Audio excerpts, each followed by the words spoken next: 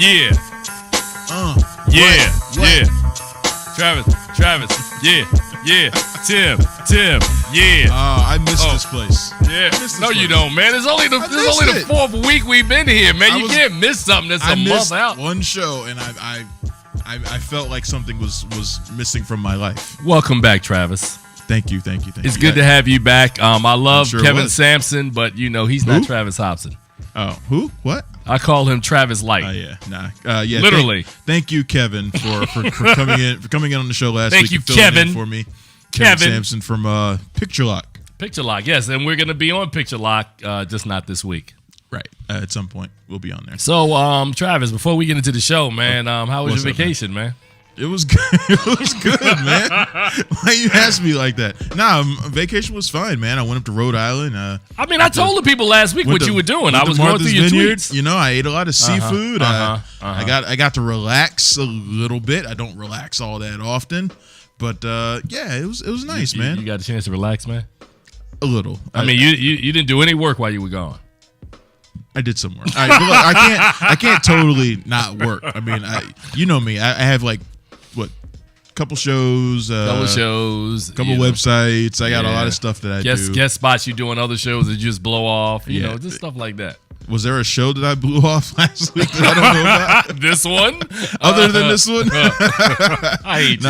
No. It was a good week, man. I've never been up to that part of the country before, and I love to look at the ocean. I don't like to actually go in it, but I like to look at it. So so I had a good time, man. Well, but I missed. I feel like I go through withdrawals when I don't get a chance to see movies every few days. It feels weird. Well, let's talk a little bit about that before we get in the show, man. We're in the middle of a crazy Film Fest week right now. Film Fest DC is going on. Started on Thursday. Of course, you weren't here. Had Tony Gittins on here last week. Had Tony Gittins on. He talked about Film Fest. We also have links to films from the Tribeca Film Fest. So. Right. We're 4 months into the year. We're too lazy to actually go out there. We have to ask them to send us stuff. Yeah, but I'm just saying. But do you see how we just watch these from our couch, please? We don't want to go to New York. But do you see how we balling between Sundance, Tribeca, and Film Fest DC? We done got 3 festivals in. Right. And it's not even May yet, man. Which is why we're hovering near 100 movies. Both of us are near 100 movies already. At this point of the year. We'll be at 100 movies by the end of this month. It's pretty stupid. But wow. But yeah, we've seen a lot of movies. And this is one of those crazy weeks. I told you I got back just last night and watched a couple movies, man, just because I had to get it out of my system, man. I had to watch something. I had to get back into the groove, and that's what I'm trying to do now. So I'm excited, man. I'm happy to be back here, and I mean that seriously when I said that I missed this place last week. I did. Well, we've only done a couple of shows, and I'm having fun with this. Right. So I really do enjoy it, and I'm glad I'm back. I wish I was back for a better bunch of movies. Oh my God! Well, see, you jumped ahead, man. I was gonna say, you and I both saw 2 movies today. Yeah. And we're gonna review them a little. Now, one I saw was from Film Fest DC. Right. Which was probably one of the weaker Film Fest DC efforts that I've seen so far. But I've seen a couple. Matter of fact, several, Travis, that had been really, really good, and I really wanted you to see some of them so that you and I could have a dialogue about them as well. I'm gonna try to catch up and see some of the ones that you already saw, but you've been really taken to this thing like you always do. You and I usually do that. We usually, when Film Fest comes around. And I know you didn't talk about it last week with Tony, that this might be the final Film Fest. Right. So we really want to dig into it this year. And I feel kind of bad that I'm not able to do it this year the way I normally would because I was gone for the first few days and because we've got, unfortunately, it lands on a busy week, like you said before. Beyond the Tribeca stuff, we have a handful of fairly big movies that are coming out this week that we have to see. So it's just one of those weeks where it's just not as convenient. But I'm going to spend a lot of time next weekend. Well, you've got DVDs and links to these, right? So I've seen 9 so far, man. That's insane. For the first 3-4 days. Yeah, that's just crazy. But to me, Film Fest DC is so important. I didn't get a chance to talk about this last week, obviously, but I feel like Film Fest DC is so important to the nation's capital, and I hope that people are going out there and checking out some of these movies.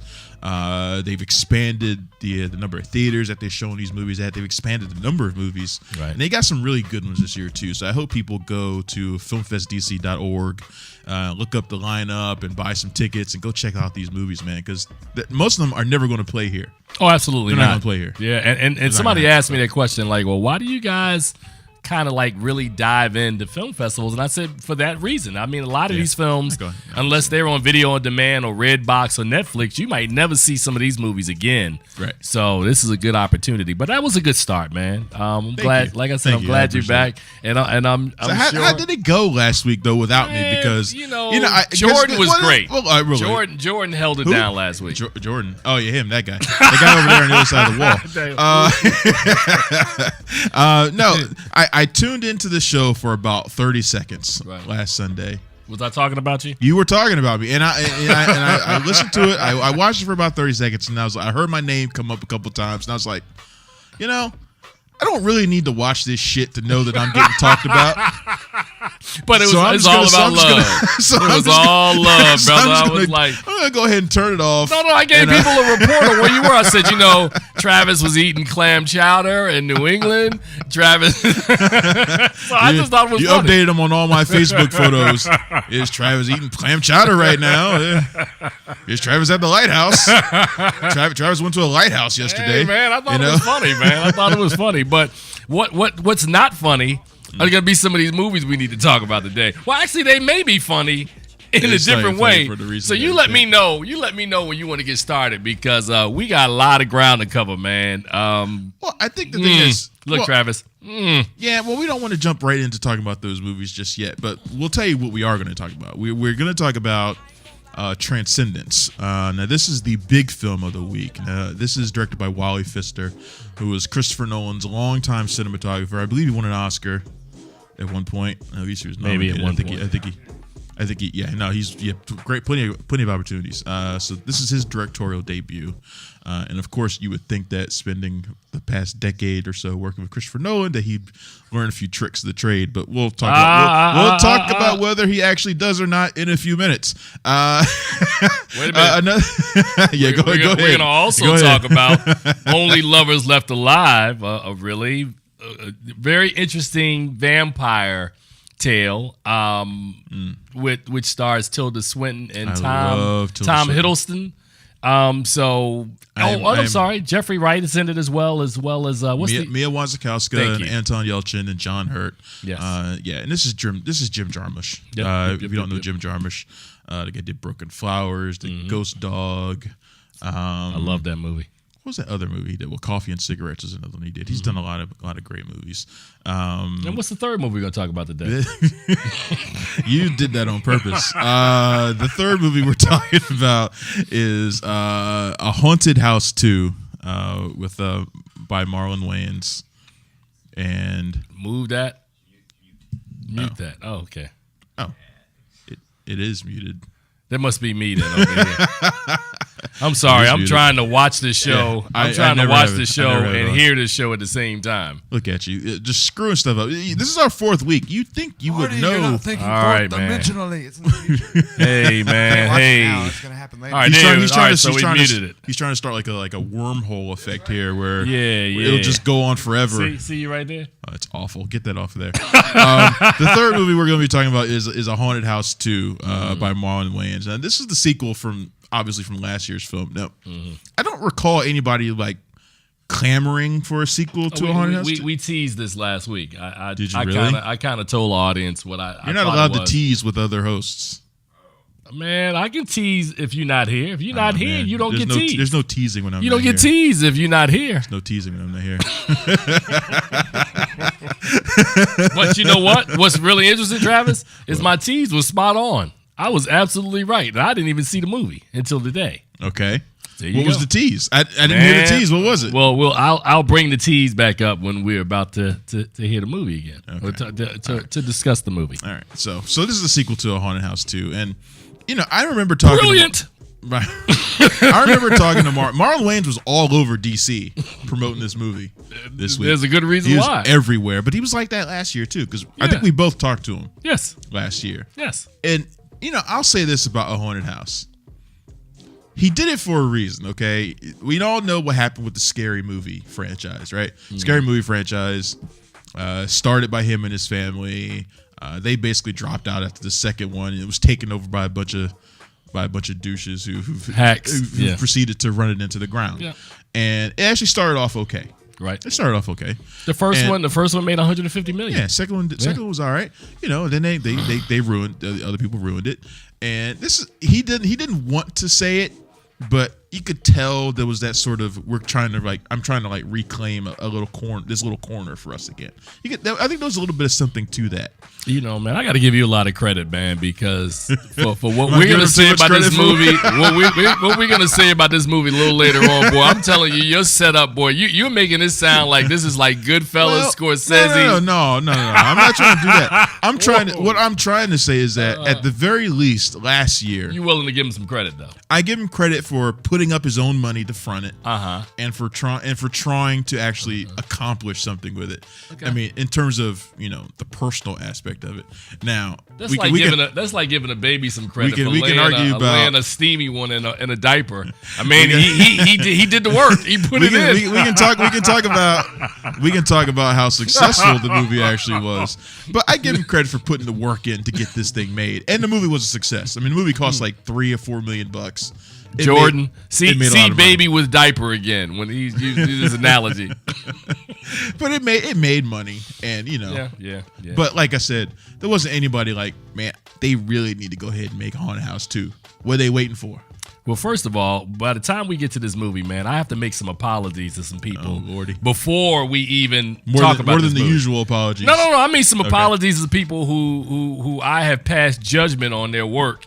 And I had to reconsider my stance after watching this movie. And I owe some people some apologies. Wow, I'm actually curious about this. Did you trash Cedric the Entertainer? No, I'm not saying. I'm not talking about other filmmakers and other directors who made earlier films this year who I was really hard on. I owe them some apologies, man. And you want to stick around for that because it will be heartfult. Now I'm starting to get Watch the idea. This. As heartfelt as I can make it for this show. I'm starting to get the idea of what you're talking about now. But this is not. Look, like I said before, this is not the prime week for me to be returning to the movies. No, brother. And rather than just hovering around the subject, let's just go ahead and start off with Transcendence. And here's a clip from that. We'll be right back. For 130,000 years, our capacity for reason has remained unchanged. The combined intellect of the neuroscientists, engineers, mathematicians, and hackers in this auditorium pales in comparison to even the most basic AI. Once online, a sentient machine will quickly overcome the limits of biology. And in a short time, its analytical power will be greater than the collective intelligence of every person born in the history of the world. So now imagine such an entity with a full range of human emotion, even self-awareness. Some scientists refer to this as the singularity. I call it transcendence. Transcendence. He worked the title into the script. Anyway, look. This is like we said. This is directed by Wally Pfister, and the guy has been Christopher Nolan's cinematographer, director of photography for every single one of his films. So this guy directed the entire Dark Knight trilogy that you and I are both huge fans of. Memento, Inception, everything. In fact, I think he may have won the award for Inception. But yeah, so. Just looking at that clip you saw right there that we just played, that I whispered to you, God, this is dry because it is. But was there anything visually about that was striking to you? Let me just say this, man, before we get started, man. We come not to praise you, Johnny Depp, but to bury you. And Travis and I have done our separate shows and have gotten together, even on Around Town, and have talked about this. I told you, Travis, a year ago after Lone Ranger, that this dude around spring, summer now, I'm going to put spring in it now. Sucks. He is just the worst. He sucks. I mean, Johnny Depp is now on a 4-film losing streak. Is there a more overrated actor than Johnny Depp? I mean, you got to remember when Johnny Depp first came out the box with Scissorhands, of course, up to Pirates of the Caribbean, there was some really solid work that Depp was doing. Right, but he was also a lot younger. He was fresher. Those movies were rarer. Now we've had 20 years of Johnny Depp doing the same damn thing. But here's the thing with Johnny Depp. And and my opinion on this. I think he's overrated. But two, if he's not Jack Sparrow, nobody gives a shit about what he's doing. You might be Nobody right, cares. I mean, because he hasn't had a hit since Pirates of the Caribbean. He hasn't had a hit outside of Pirates of the Caribbean. I mean, he did The Tourist. Dark Shadows. That didn't work. Rum Diary. Yeah. No one cares. Lone Ranger. Was it a Secret Window? No one cares. No one cares about Johnny Depp. Oh, yeah, Ninth Gate. I forgot about that one. Oh, God. Thank you. Wow, man. Yeah, Johnny Depp. So to answer your original question, man, I just wanted to set this up because this movie is all on the back of Johnny Depp. Yep. And my personal opinion is that this reminded me, and I'm not sure if you ever watched The Wire. Of course. Okay. I watched The Wire. You remember season 3 of The Wire? They had the Amsterdam plot where they had season, arguably the best season. Right, where they had Bunny Colvin. Okay. Had all of the drugs in one section of town. While I thought it was a good idea, it's immoral to try to rein it in that way. And Transcendence to me has a plot point that is kind of the same thing where you try to where you're trying to heal the planet and do some really positive things, but then you got this kind of Borg-like feature where he comes in and wants to use the AI. It's the question. It's a familiar sci-fi question. It's like, just because you have the power of a god, do you have the right to play God? It's that question that you hear at the heart of a lot of science fiction movies. There's nothing. Reminds me of Gamer. Ugh. Yeah, I guess. Yeah, I can see that. Gerard Butler, that game. Yeah. I can see that. I can see that. The comic book nerd to me, it reminds me of the latest Dark Phoenix storyline, which plays along the same lines. They gain this universal power, the Phoenix, the X-Men do, and they proceed to help the world, cure hunger, all these sorts of things. And of course, the world rebels, and they fight them about it. And they're like, "We're trying to help. What's our problem?" Right. And it's the same thing that's going on here. It's the same thing going on here. Yeah. Now, what happens here is Depp plays a guy who specializes in artificial intelligence, and there's this anti-technology faction out there led by Kate Mara and some other people. Corey Hardrick, who was an actor that we both like. And basically, what they do is Depp's character and his wife, played by Rebecca Hall, build this perfect AI. And Depp's character, It was called Pin. It was called Pin, right? Right. And Depp's character is attacked, and he's on the verge of death. So what they do is they upload his consciousness into Pin. And of course, as these things tend to do, it evolves and grows bigger than anybody could have ever imagined it would be, as if they've never watched a movie in their life, I guess. But it's just, but the thing is, I mean, to me, I think the thing that bothered me the most about this movie is not what it's saying about technology or anything like that. I don't think it's saying anything particularly novel. There's not a hint of dramatic tension anywhere in this movie. Like I was not concerned about anything that was going on. I was bored out of my mind, actually. And honestly, I kind of feel like they don't take the scenario far enough. I feel like they're kind of safe with it, actually. I mean, I didn't think that it was I didn't get the impression that it was safe. See, the faith aspect of me came out, and I wasn't happy with the standpoint that you've got this character that's kind of set up, because there's a line early in the film when he's speaking in the clip that you just showed, where the guy, somebody in the audience goes, are you trying to build another god? And he says, that's what man has done. Which is right. So, which is something I wish they could have explored a little bit more. Well, I just had issues with that, man. It was the thing that you talked about earlier, the conundrum that's in a lot of sci-fi films, that here's somebody trying to do good, but he's going about it in a way that has people up in arms and wanting to fight you because there needs to be some level of separation. And I think that's part of the problem with the screenplay. Because if you created a story where somebody was able to come in and do all these wonderful things, but didn't give them something else on the other side, then you'd have a boring movie. And you talked about there's no movie. Right. You have no dramatic tension. You really would have none if it was all about, hey, we're going to do something really good. Because what's the takeaway? Are we going to eat people like in To Serve Man on the Twilight Zone?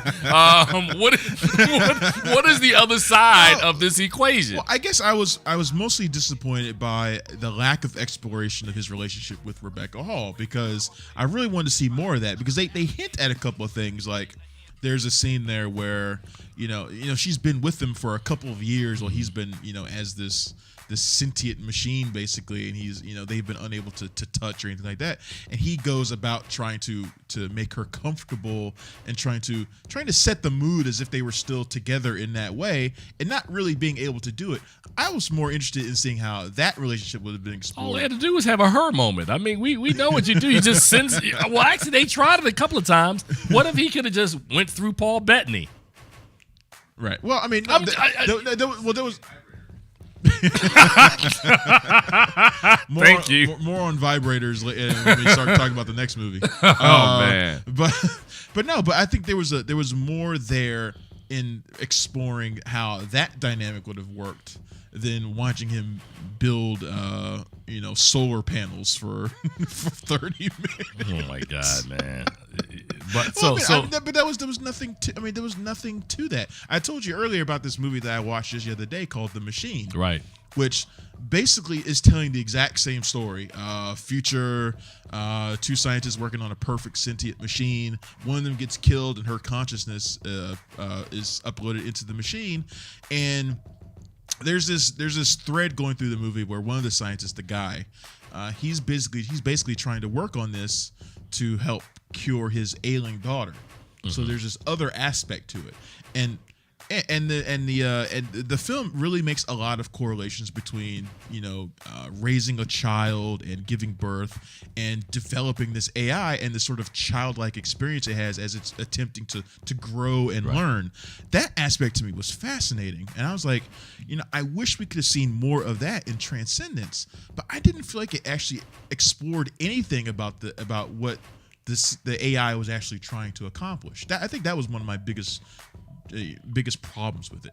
I don't think when I say I feel like it's being safe, that's what I mean. I feel like it doesn't go far enough. Well, like I said, you heard me say earlier, I think it does. I think what the issue is it's very fundamental to me that it's a difficult story to get right. I mean, you talked about Machine. Do you know of any movies where this sort of scenario has been executed in a way that kind of works? I mean, do you have one? If I thought about it, I probably could. I just can't think about it. You understand what I'm saying? Sometimes the Terminator movies do the same thing. Well, but Cameron made those work, and I think those are successful. But they're obviously aiming for something a little bit different. But then again, this movie becomes an action movie towards the end as well. So which is problematic as well, because Depp is not your action movie guy. No, but he's not really called upon to be the action guy in those scenes. But there are a lot of explosions, a lot of. I know. Don't give me that look. I know, man. I know. Look. I'm laughing at you because I know we have a window that we have to talk about it. I'm just like, dude, I'm tapped out. Look, Transcendence, not really a good film. As I told Allied when we were coming out, like the reps. Yeah. They asked me, well, what did you think about the movie? I said, if it was a car. It was driving down the road. It skidded off into a ditch, came a little out the ditch, then went back in and never recovered. That's kind of what I've thought about Transcendence. Yeah. not a really strong effort. It adds another log onto my anti-Johnny Depp fire that this dude, which he was already man. up a creek with you because he's got Amber Heard pregnant now or something. So oh my God, so man. he's already on your shit and he list. still gets to keep Amber Heard despite having four bombs in a row. He's already on your list. Wow, man, and mine. Frankly, I am really not happy. Shouldn't there be some personal penalty for you if you just keep turning? Like if Denzel Washington made 4 bad movies in a row, wouldn't we go, Denzel, seriously? What? So I don't know, man. I mean, Johnny Depp, man. Denzel has made like 4 bad movies. But Denzel Washington has not made 4 bad movies in a row. What was the last really good? We're not going off into Man on Fire. I mean, Denzel Washington rarely makes a bad movie. Don't. I mean, when I say a bad movie, I'm talking about a bad movie. Okay. On the scale of what we're talking about right now. All right. Okay. Yeah. He hasn't made a Transcendence level bad movie. Right. But he's made.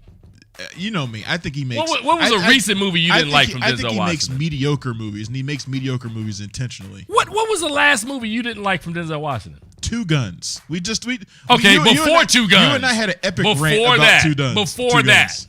Before that, I didn't care for Safe House. It was okay. Okay, you think Safe House is on the level of Transcendence? I didn't say that. Okay. We're gonna have a conversation later on because you and I explored a new theory that I think we need to introduce. No, Unstoppable wasn't bad. That's freaking lousy. Come on, really? Okay, man. Here we go again. You know what the last one was that he did that I actually liked, because Flight was mediocre too. Wait, hold on a second. I'm gonna share this with you. Flight was mediocre. We talked earlier today about a new metric for bad movies. Now, a bad movie, if a movie's bad and you can't watch it again, that's a bad movie. Now, there are bad movies that both you and I agree that we can watch again. I mean, I wouldn't want to watch them again, but I could.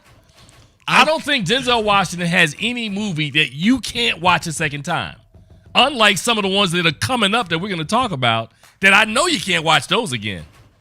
Not only would you not want to watch them again, but you won't. I don't think I want to watch Two Guns again.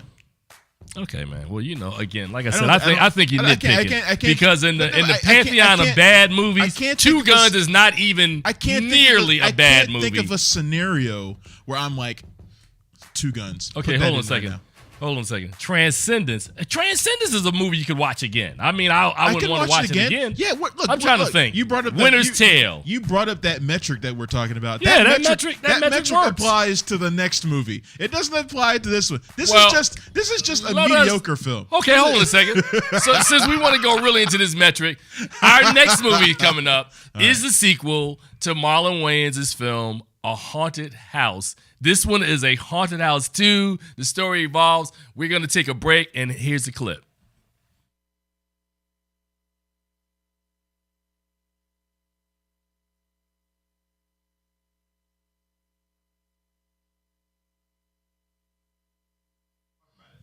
Yeah. All right, so what we're watching right now is Marlon Wayans in A Haunted House 2. Travis, both you and I had the opportunity of seeing this movie just today. And I'm going to tell you straight up, man. Tim Gordon, right? Within the first 15 to 20 minutes, I'm going to show you what I wrote on Facebook because this is real-time stuff right here, man, because this actually happened. I literally stopped in the middle of the movie and wrote this post on my Facebook page. And I'll give this to Travis and let Travis read it. Awesome radio with you looking around. Oh, yeah, man. This is looking fun. For something to quote. Well, quote yourself on your phone. Oh, man. You know what? I can't even. I started off by saying the very definition of you got to do what you got to do. And then inside of it, I wrote, read that, Travis. All right. 20 minutes into this film, I'd like to apologize to Tyler Perry for calling his films horrible.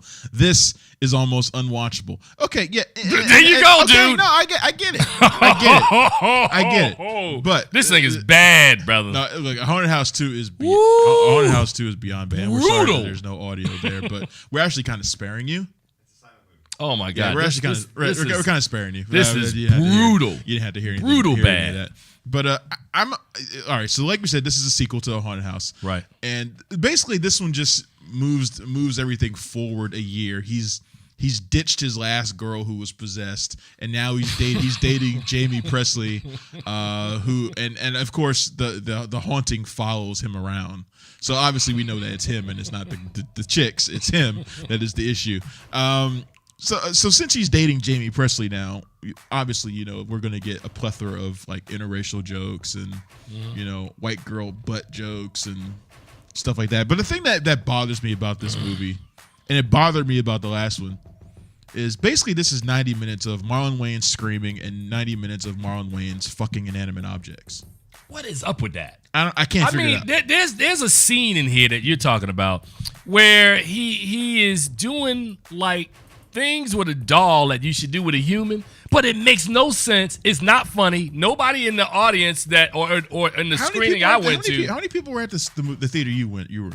I have an actual number. Do you want the actual number? Yes, I know the number that was in mine. 2. Me and somebody else. I mean, true story. This was at 1:00. There were 2 people at the Transcendence screening I went to, and one of them was me. But at a haunted house 2, how many were there? There were 5 people there. There were 2 by the time it was over. Wow. And one of them was me. Oh my God, dude. It was terrible. It was awful. But the other person there kept laughing.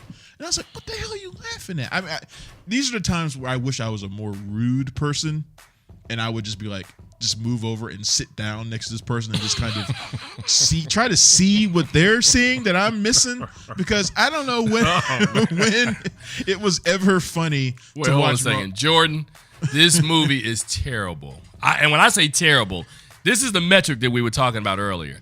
If you've got this movie and you've got other bad movies, we went through some of the bad movies: I, Frankenstein, Winter's Tale, Labor Day, Legend of Hercules, Nut Job. All those movies I wouldn't want to watch again, but I could watch them a lot faster. Matter of fact, Tyler Perry's movie, A Single Mom's Club, which I thought before I saw Haunted House 2 was the worst movie I saw this year, I actually have to reconsider that this movie may have a smidget of merit. A smidget. You know how I feel about Tyler Perry? A smidge. I think everything he makes is crap. And dude, but everything he makes is crap, but it's better than this. No, I get it.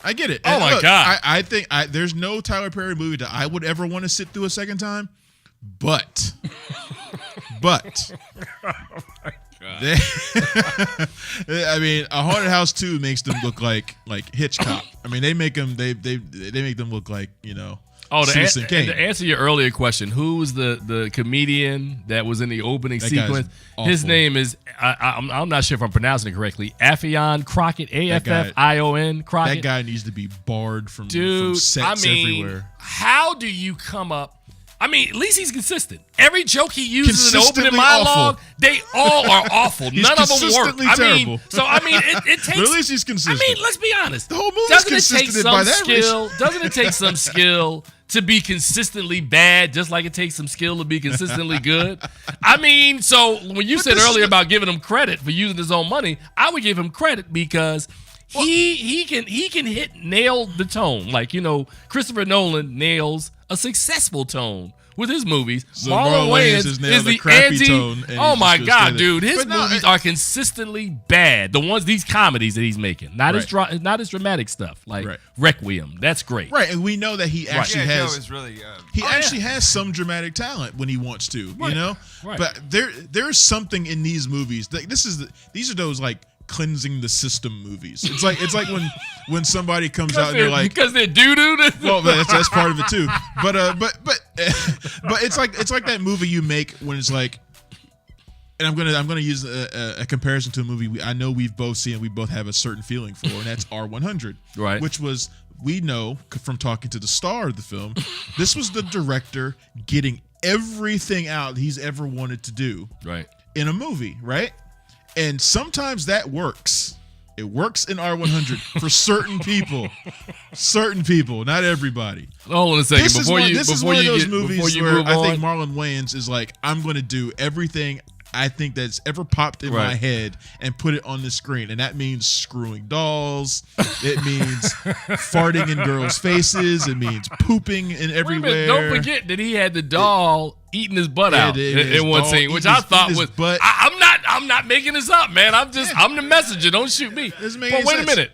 just a quick side note. Right. I brought up R100 up at Film Fest DC today, and they submitted R100 for Film Fest DC, and the woman who's like Tony Gittins and I forget the other woman, her assistant was there. She was like, yeah, they submitted that, and we watched it, and we just didn't think it was a Washington movie. Hell outta here. And I was like, seriously? You thought Wetlands was a Washington movie, but not R100? That's a conversation we need to have some other day. That's crazy to me. That's crazy. See, and I wish we had some clips of R100 because that would be. I wish we were doing this show when we were doing Sunday. Clips of R100. Oh my God, that was hilarious. We can probably get we can probably get her. But I just wanted to throw that at you as an aside when you brought that up. That's insane to me. But this is one of those movies where I think he was like, I'm just gonna do everything that can ever pop into my mind in these movies because who the hell cares? The movie cost $3 million. It's already tripled its budget. This week alone, it made $9 million. So he's like, who cares? Who's gonna stop him? Who's gonna stop him from making a Haunted House 3? Nobody. They make money, and they might be the most unfunny things in the world, and they are. Yes, they are the most unfunny things in the world. But he's gonna keep doing them as long as they make $4 million total. He'll keep making them. Now you asked me earlier in the show what was my tease last week when Kevin and I were talking about Haunted House 2, and I said, he brought up the same thing you brought up, that, Marlon Wayans was all over the place. And I said, when you make a movie as bad as a Haunted House is, you got to be all over the place to sell it. And I said, the thing that's interesting about it is Marlon Wayans kept using the catchphrase, if you like the first one, you'll love the second one. And I said, well, what if you hated the first one? Will you hate the second one as much? And the answer is a resounding absolutely yes. I think this one is worse than the first one. I agree with you. Because I could see something in the first one where I think he was trying to make some sort of broader point about the baggage that people carry with them in relationships. I could see something in that. I can see that. Yeah. Look at Jordan right there. Wow. See how Travis can take he can take some shiznit. You give that Wayans a lot of credit. I can try to give people credit for things. I can try to give people credit for things that that maybe others won't. And I think that's what he was. I think that's what he was actually trying to do. Jordan, this is a skill right here. I'm just watching him look. But I don't know what the hell he was trying to do with this movie. But I mean, you're jumping on me, and I'm trying to say that this movie doesn't have even that. Like, I don't think this movie had anything but a string of different of skits thrown together where he gets a chance to just basically yell and tell the occasional off-color joke, which are never really funny. But you know what? I'm a fan of off-color jokes. I mean, no. But I'm gonna say this, and I know I can say this to you, and you would really appreciate this. Jordan is kind of new, so he doesn't really know where we're coming from. You and I, so far this year, we were talking. We have both watched over 90 movies to this point, to the day's show live right now. We've each watched 90 movies. Right now. Do you know how many movies you and I have seen that will never see the light of day that are much better than the movie we're talking about right now, and they can't get distribution? And it's like how the commercial goes. It just blows my mind that there are really good movies out there that are struggling to see the light of day. But Marlon Wayans, by virtue that he's a part of the Wayans dynasty, and as you said, has $3 million and has a deal with whatever studio that put the Open Road, I think it was, in order to get these movies made. It's just insane to me. I think it's vastly unfair, and I can name off the top of my head 10 movies I've seen this year that I think are way better than this movie that aren't getting any distribution. Oh yeah, no, absolutely. I mean, not getting any distribution. We talked earlier about the affinity that we both have about film festivals, because sometimes these movies will never see the light of day. Right. So imagine a movie like I told you I saw a couple of days ago, which was great, called Still Life, which may never see the light of day. No one's going to see that movie. Yeah, but people will see a Haunted House and a Haunted House 2. Yeah. Thanks, Marlon. Thanks. Yeah. I can't. Matter of fact, thanks for nothing. Because watch this. We're not booking Marlon Wayans on this show anytime soon. No, but I'm saying, Marlon, listen to this. That's not what people do at your movies. It's not. But you know what's funny though? During the trailer portion of the movie, before the pre stuff, right? Did you get a bunch of like Wayans related movies ahead of it? I got Let's Be Cops with Marlon Wayans Jr. That looks stupid too. And there was another one that was Wayans related also was in there they all Let's Be Cops is the story of two guys who decided they want to go and pick up some women, so they pretend to be cops, and then it starts to feel good to them, and then they masquerade as cops. And it is the most ridiculous. Matter of fact, I wish we could find. Do you have any friends who are in law enforcement to find out? Oh, sorry. Yeah, I was gonna say, if you had a friend who was in law enforcement, I would love to find out what they would think about two douches who want to run around pretending to be police officers.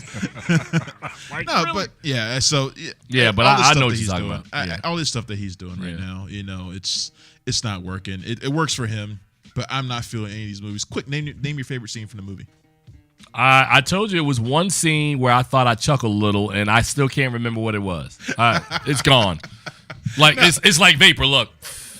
Well, it was good to see Jamie Presley in there. I guess I like Jamie Presley, man. But it's unfortunate to see her in this. But I saw Jamie Presley in a Tyler Perry movie. It just shows me that she's really struggling right now. She's trying to. If Marlon Wayans and Tyler Perry are your two sources.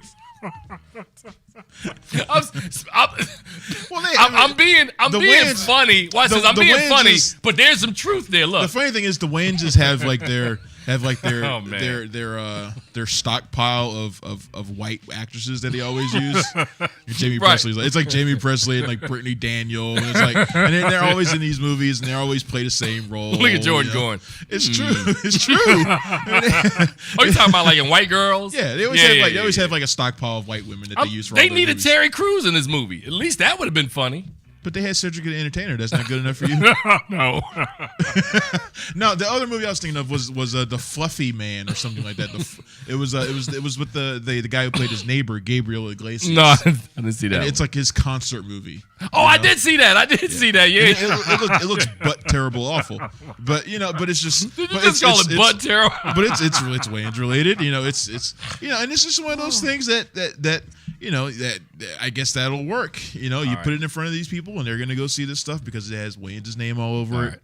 We got 3 minutes left on this, man. Let me just say this, and this is the metric that I think for me.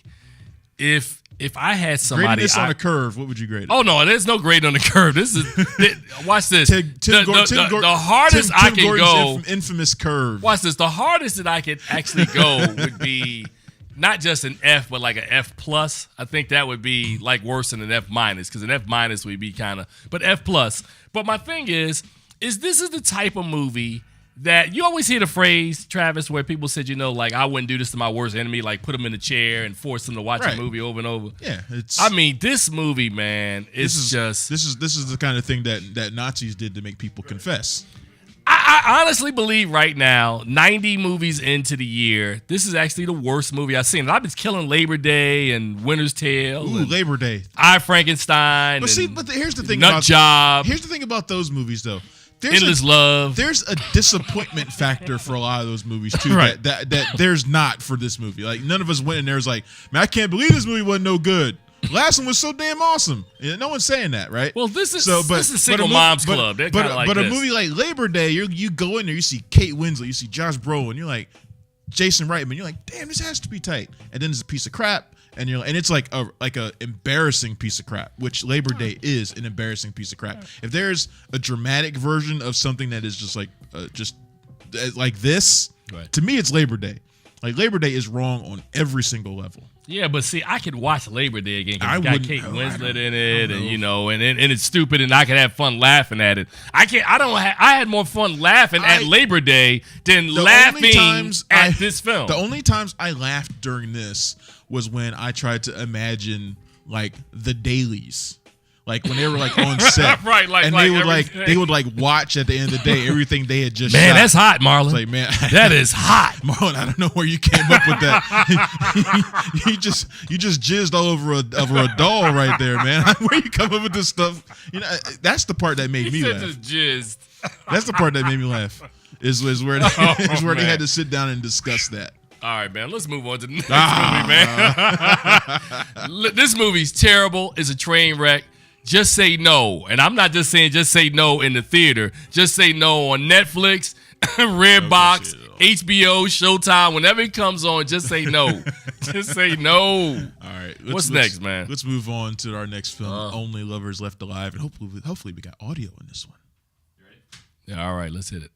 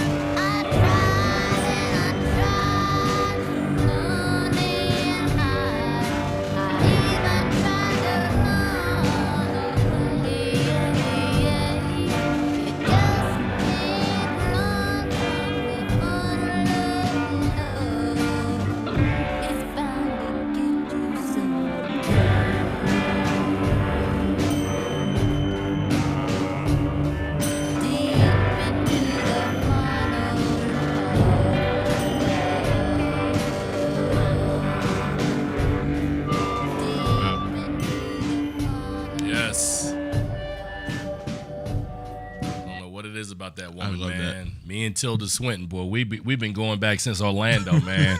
I mean, again, she's not what I call the classic beauty, but I just love her style as an actress, and she brings something sexy about her. Oh yeah, she brings it to this movie as well, man. But I will let you do your captain setup. So all right, I just react and go. We're gonna talk about Only Lovers Left Alive in just a second. But our man Jordan over there on the other side of the wall here, he has found a trailer for the movie R100, which Tim and I always reference, and we will continue to reference it until other people get a chance to see it. But he's gonna play a trailer for you. Man, hit it. And let's see this thing.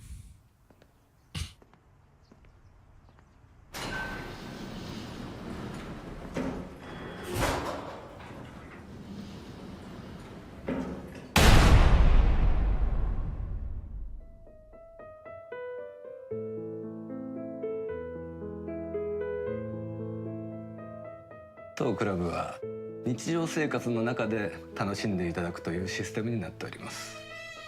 いつやってくるかわからないという緊張感がお客様をきっと満足させることでしょう。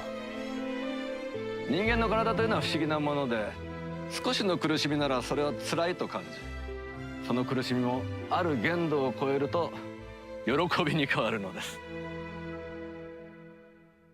ここにたどり着くことができたあなたは、少なくともその官能の扉を開ける鍵を手に入れたことになるのです。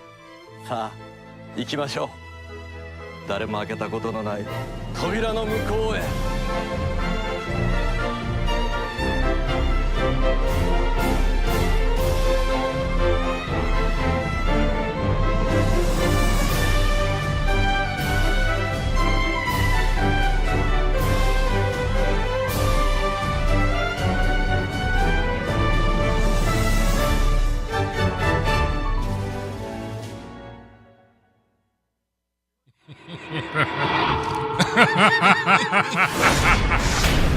Oh my God, ただし途中大会はできません。R100 Ladies and gentlemen, if you get an opportunity to watch that movie, it's not a movie for everybody. It's not a movie for 90% of the population.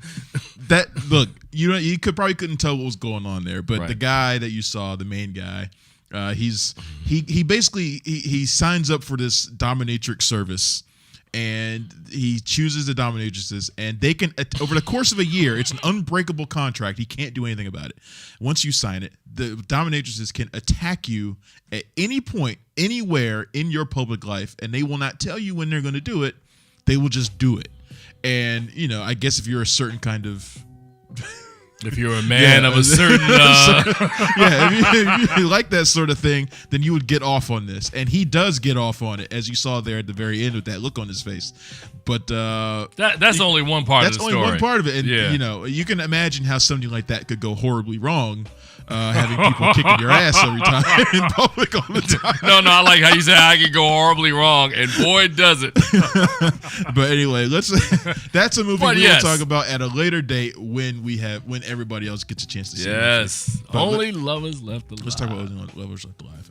This is directed by Jim Jarmusch, who we talked about earlier, and this is a very different sort of vampire film. And I picked this clip intentionally, Tim, because I think in this you get a look at the sort of gothic style of it, the fluid style of it, and also the eclectic music. I mean, this is Jim Jarmusch. We expect that sort of thing from him. Right. He's done that in pretty much all of his films. Right. But we've never seen it done this way in a vampire movie before. I've never seen a vampire film like this at all, ever in my life. And if I never see another film about bloodsuckers again, I'm fine with that. No, but this one has a wonderful style about it, man. And I love Tilda Swinton and Tom Hiddleston. Of course, they play Adam and Eve, which I thought was also a nice little touch that have been around for a couple of centuries. And they're kind of refined. You know, she lives in Tunisia. He lives in Detroit.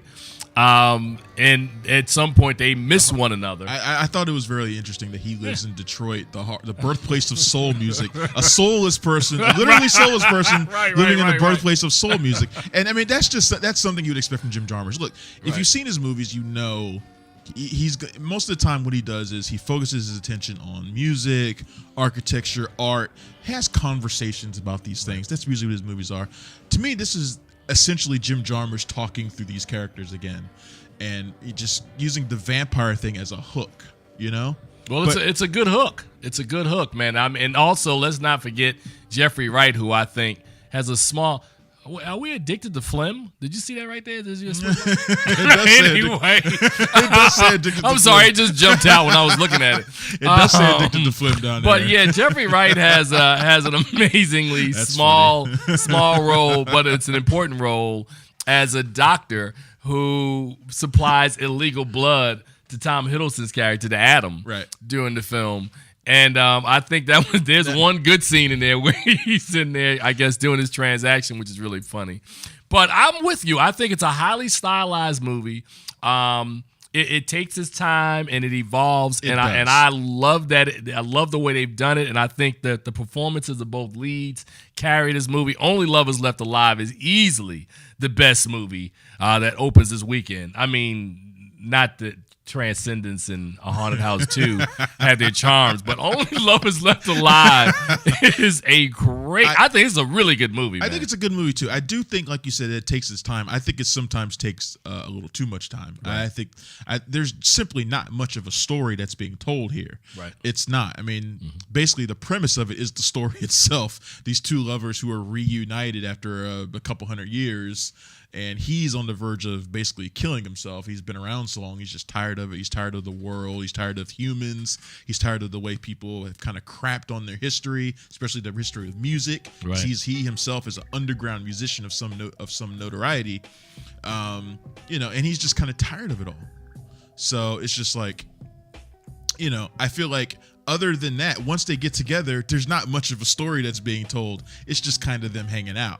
Yeah, but you know what I like? I like them just hanging out, man. I mean, 10 minutes of them hanging out were better than Johnny Depp and Marlon Wayans in 2 movies. So, I mean, Only Lovers Left Alive. I'm not sure how many people are going to get a chance to catch this one because this is more of an art house, kind of low, not a mainstream or multiplex release. Right. But I like this film, and if you like that sensibility, I would really suggest you check this out. And like I said, I have a love thing for Tilda Swinton.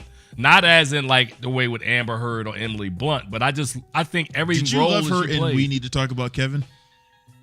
Actually, I did not. That's probably one of the few times. Yeah, that's one of the few times. I did like her in Constantine. Did you really? I did. You know what? You know what? I'm not gonna lie. I kind of did too. I liked her. I kind of did too. As a badass angel. She was Gabriel. Yeah. Yeah. The baddest angel. Yeah. Yeah. So no, you're right. I don't know what it is about her, but she does have a sort of a style that's all her own. There's nobody else like her. No. So I guess that's kind of what does it for me. But in terms of Only Lovers Left Alive, I did like that Mia Wasikowska comes in there and kind of gives the film some energy as Eve's kind of troublemaking sister. Right. I like John Hurt, who plays a character very familiar to history buffs. Especially those who are familiar with William Shakespeare. Break it down. They will recognize his character. I don't want to spoil it because I actually want people to go and see this movie. Man, don't be teasing the people, man. That's exactly what you're supposed to do. And we got like a minute left, so I was trying to see what we're going to be hitting next week on the show. What are we hitting next week on the show? I'm looking for it right now. Really? Brilliant. Next week, we're going to be covering The Other Woman.